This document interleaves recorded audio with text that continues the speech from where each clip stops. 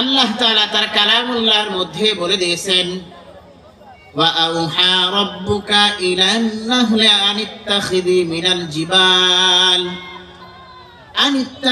মিনাল জিবালি বুয়ুতান ওয়া মিনাশ শাজারি ওয়া মিম্মা ইয়া'রিশুন। রব্বুল আলামিন বলেন, আমি আল্লাহ তাআলা মৌমাছির কাছে ওহী নাযিল করলাম। কি বর্মে ওহী নাযিল করলেন, কেন ওহী নাযিল করলেন? আল্লাহ তাআলা তার কালামুল্লাহর মধ্যে বলেছেন কি ওহী নাযিল করলাম, এইটা আল্লাহ রাব্বুল আলামিন বলে দিয়েছেন। আমি মৌমাছির কাছে ওহী নাযিল করলাম, মৌমাছির দল, তোমরা তোমাদের বাসাগুলিকে বানাইবা তিন জায়গায় তোমাদের বাসা বানাইবা। কোথায় কোথায়? এইটাও আল্লাহ তাআলা তার কালামুল্লাহর মধ্যে স্পষ্টভাবে বলে দিয়েছেন। কোথায় বাসা বানাবে এটা দেখেন, আল্লাহ তাআলা কালামুল্লাহর মধ্যে বলে দিয়েছেন, আনিত্তাখিযি মিনাল জিবাল। আল্লাহ তাআলা মৌমাছিকে বলে দিলেন, মৌমাছি তোমরা এরকম ভাবে তোমাদের বাসাগুলি বানাইবা পাহাড়ে। কোথায়? পাহাড়ে। রব্বুল আলামিন বলেন, এক নাম্বার তোমাদের বাসাগুলিকে বানাইবা পাহাড়ে, দুই নাম্বার কোথায় বানাইবা এটাও আল্লাহ তাআলা বলে দিয়েছেন। রব্বুল আলামিন বলেন, ওয়া মিনাশ শাজার, গাছের মধ্যে মৌমাছি তোমাদের বাসাগুলিকে তোমরা বানাইবা। এক নাম্বার তাহলে কোথায়? পাহাড়ে। রব্বুল আলামিন বলেন তিন জায়গা বাসা বানাইবা, এক নাম্বার হচ্ছে পাহাড়ে, দুই নাম্বার গাছে, তিন নাম্বার ওয়া মিম্মা ইয়া'রিশুন, মানুষের অট্টালিকার মধ্যে, মানুষের বিল্ডিং এর মধ্যে তোমার বাসাগুলিকে তুমি বানাইবা। রব্বুল আলামিন মৌমাছিকে অর্ডার দিয়ে বললেন, এই তিন জায়গা ব্যতীত আর কোন জায়গাতে তোমাদের বাসাগুলি বানাইবা না। ও ভাই দোস্ত বুজুর্গ, আপনারা কি কখনো দেখেছেন মৌমাছির বাসা এই তিন জায়গায় ব্যতীত আর কোন জায়গায় হয়েছে? আর কোন জায়গায় মৌমাছি বাসা বানায় না, কারণ রব্বুল আলামিন মৌমাছিকে অর্ডার দিয়ে বলেছেন, মৌমাছির দল, তোমাদের বাসাগুলিকে বানাইবা তোমরা তিন জায়গায়। এক নাম্বার হচ্ছে পাহাড়ের মধ্যে তোমাদের বাসাগুলিকে বানাইবা, দুই নাম্বার গাছের মধ্যে তোমাদের বাসা বানাইবা, আর হচ্ছে তিন নাম্বার মানুষের বিল্ডিং এর মধ্যে, মানুষের অট্টালিকার মধ্যে তোমাদের বাসাগুলিকে বানাইবা। রব্বুল আলামিন বলেন কেন বাসা বানাইবা? কারণ এটা মানুষের জন্য রব্বুল আলামিন মধুকে শিফা হিসাবে নাযিল করেছেন। মৌমাছি এই তিন জায়গা বাসা বানানো গিয়ে আমাদেরকে চারটা বিজ্ঞান শিখিয়েছে। মানুষ আজকে যত বিজ্ঞান নিয়ে গবেষণা করে, মানুষের বিজ্ঞান আজকে তো অগ্রগতি হয়েছে, অগ্রধার এরকম উচ্চ আসনে পৌঁছে গিয়েছে। সবকিছু কোরআন এবং হাদিস থেকে গবেষণা করা হয়েছে। কোরআন এবং হাদিস থেকে গবেষণা করে মানুষ বিজ্ঞানের ঊর্ধ্বগামীতে পৌঁছে গিয়েছে।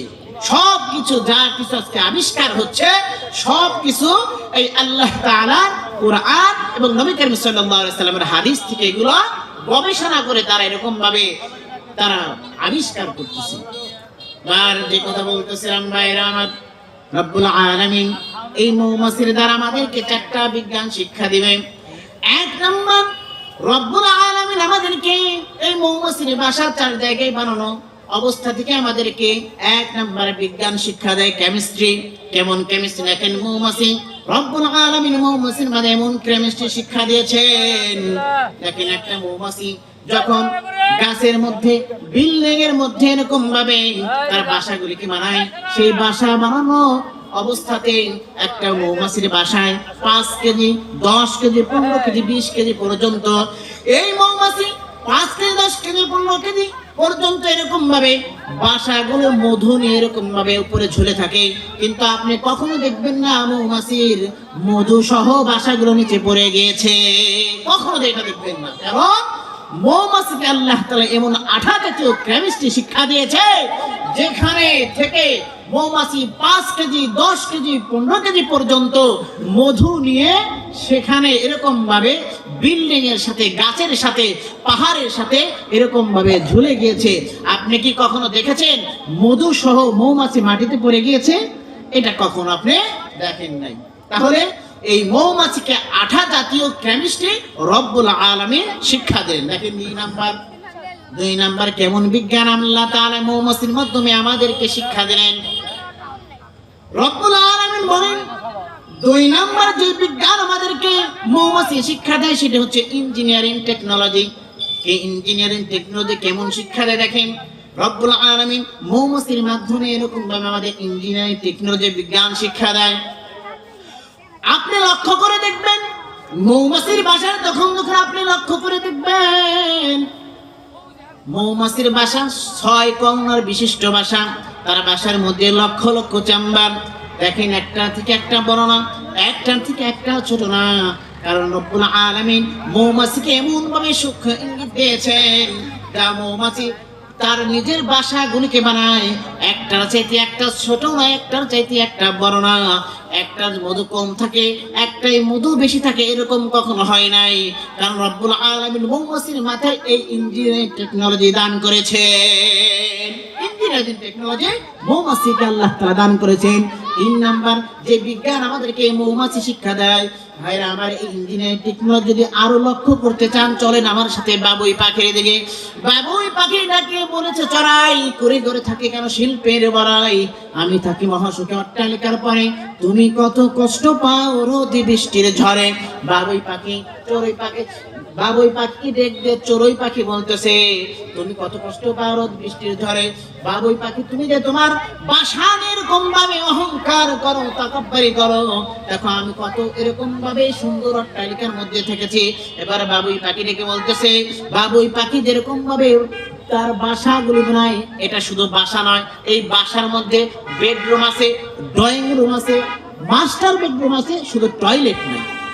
কি নাই? শুধু টয়লেট নাই, মাস্টার বেডরুম আছে, ড্রয়িং রুম আছে, শুধু টয়লেট নাই। মৌমাছির বাসা এইসের মধ্যে বাবুই পাখির বাসার মধ্যে এরকম শুধু টয়লেট নাই। ভাইরা আমার, বন্ধুগণ আমার, এই বাবুই পাখিকে রব্বুল আলামিন এমন মাথায় তার জ্ঞান দান করলেন।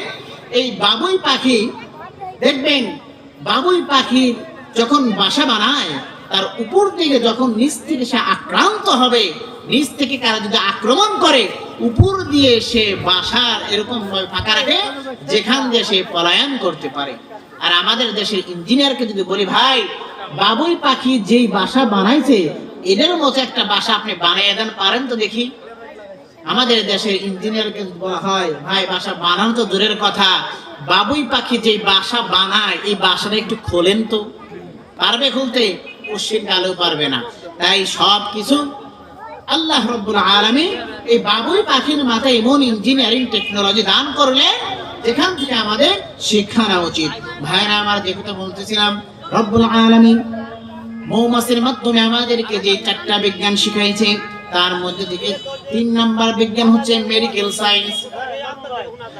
মেডিকেল সায়েন্স মৌমাছি আমাদেরকে কেমন করে শিক্ষা দেয় এটা কোরআনুল কারীমে আল্লাহ তাআলা বলে দিয়েছেন সুম্মা কুলি মিন কুল্লি সামারাতি ফাসলুকি সুবুলা রাব্বিকি যুলুলা। রব্বুল আলামিন মানুষের জন্য এই মৌমাছিকে শিফা হিসাবে নাজিল করেছেন, ঔষধ হিসাবে নাজিল করেছেন। কারণ একটা মৌমাছি দেখবেন মৌমাছি এরকম ভাবে মেডিকেল সায়েন্স এখনো মধুর এরকম ভাবে মধু কখনো পচে না, মধু কখনো নষ্ট হয় না, মধুর পচন কি এরকম ভাবে কোনোদিন হবে না।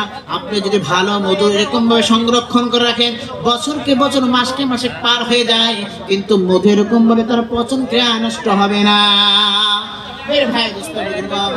এই তো কারণে রব্বুল আলামিন মৌমাছির মাধ্যমে আমাদেরকে শিক্ষা দেয়।